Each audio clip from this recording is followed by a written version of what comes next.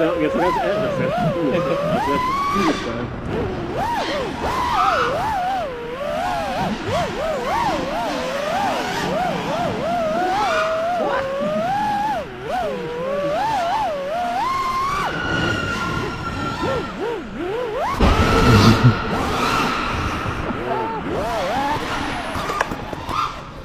Alter, Jan, ich muss doch. Das ist ja was so geil, Alter.